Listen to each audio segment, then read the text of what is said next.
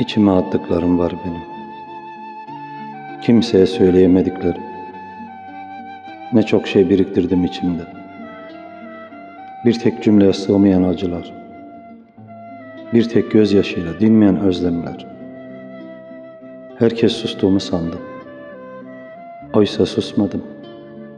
Sadece kimse yükümü taşıyamaz diye acılarımı sessizliğe emanet ettim.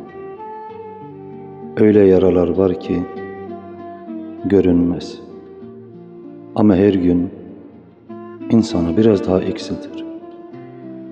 En çok da iyiyim derken yoruldum. Çünkü bazı insanlar en derin yaralarını sessizliğin içinde taşır. Belki de insanı en çok yakan, yaşadıkları değil, kimseye anlatamadıklarıdır.